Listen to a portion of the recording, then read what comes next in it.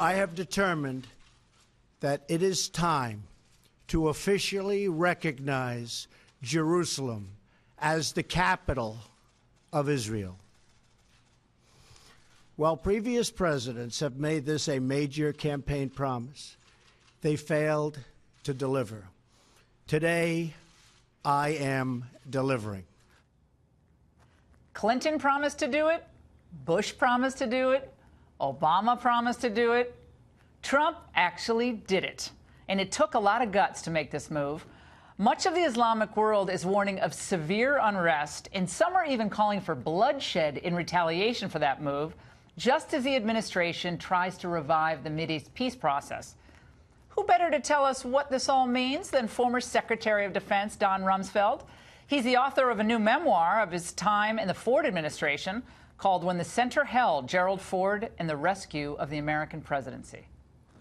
Mr. Secretary, it's great to see you. I haven't seen you in a while. Thanks for stopping by tonight. I want to start with the big news of the day, the president's decision to move the capital of Israel to Jerusalem.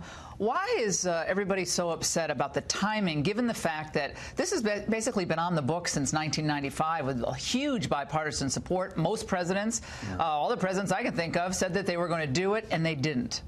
Well, I guess the reason it's an issue is because there are countries around the world that would prefer that it had not been done. It's a no-brainer. It's the right thing to do. President Trump made the right decision. He stepped up and did it. It's inevitable that there'll be some criticism about it, but I just can't imagine any country in the world that doesn't believe that they have the right to have their capital where they want it. Here's some of the criticism that you mentioned. Put up the full screen. Egypt says it would complicate Middle East matters. Jordan says potentially dangerous repercussions. Palestinians say dangerous consequences. Saudi Arabia, our ally in the region, detrimental to the peace process. Turkey says it threatens to sever its ties with Israel. So the pressure being ramped up both in the Middle East and in elite circles here in Washington. And in Europe. And in Europe. Merkel says it's bad. Theresa May says it's bad. The Pope weighed in saying we should keep the status quo. Is President Trump out there the man alone on this? No, there are a lot of people who recognize that it's a rational thing to do, and it's the right thing to do, in my view. And I think most of those countries will get over it. I think they probably have constituencies that feel that they don't want Israel to be a part of that world. And the vast majority of the people in the world feel differently. They do agree that Israel has a right to exist and that it should be a part of that region, and that countries are inevitably going to decide where they want their capital. Well, the point is they think that Trump is losing the bargaining chip. And to that I said, well, we've been trying that with the bargaining chip, and it hasn't really gone that well. No, I agree. I think it's not surprising to me that all the countries you mentioned have an understandable need to vent modestly, but it'll go away. What about if something happens, more terrorism, attacks on embassies? Do you see a blowback on President Trump? Like, you provoked this, you pushed this, you pushed it when you didn't need to, you're a wrecking ball, Mr. Chaos. That's the line from the American media, many in the American media today, that this is just more Trump chaos. Well, I don't see it that way at all. It seems to me that the president made the right decision. He stepped up and did it. It's inevitable that there'll be people who don't like it and will make noise about it. But the idea that it would lead to a stream of terrorism, I just don't see that at all. I had Bill Richardson on the show last night, former UN ambassador, and he says he goes all over Europe and he hears very interesting things about the president. Let's watch. I go overseas all the time.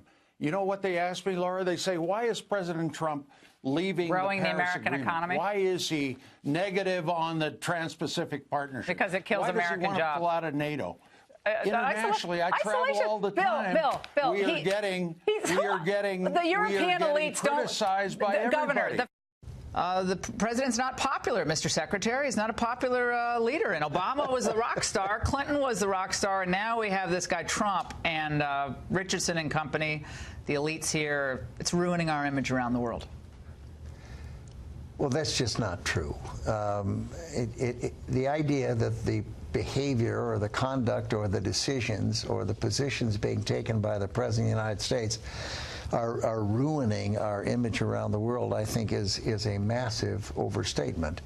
The reality is that the American people made a conscious decision to put in the presidency of the United States someone who had never served in government, military or civilian. I would have to search through history to see if there's ever been a president who had never served in government. Now, why did they do that? They did that because they wanted someone who'd never served in government. And that's what we've got. He does not behave like an establishment politician.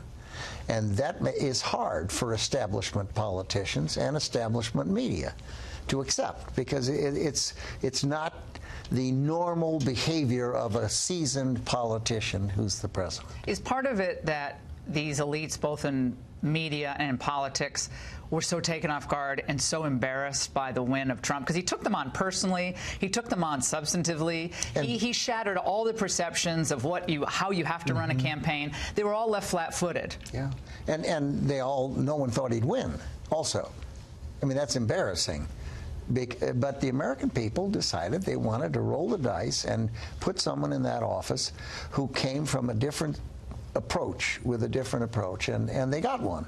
And I was with a very active Democrat today, a wonderful classmate of mine from school, and very much a Democrat. And I said, well, what do you think about all this? He said, well, he hasn't done anything wrong. And he hasn't. He said, what do you think? And I said, well, the most important job of a senior executive is picking good people. And he has picked excellent people. The Supreme Court Justice Gorsuch, the Vice President, Mattis at Defense. His cabinet is as good a cabinet as any one of the 2 or 3 I served in. And it seems to me that he's picking very good people, sensible, sound, thoughtful people. Parallels between the treatment of Reagan and the treatment of Trump in the media and by the elites, especially the European elites. I was in college. I remember Ronnie Reagan and he's going to blow up the world, the no nukes movement. It was a big push against Reagan. He was going to blow up the world. Exactly.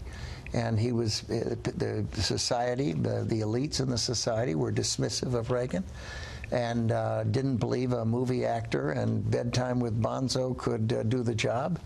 And he got in there, and that wonderful, warm, sensible approach that he brought to governance won over an awful lot of people in our country, and he did a fine job. The elites never accepted him until he was long gone. Now suddenly Reagan's their hero, but they didn't like him much when he was in there.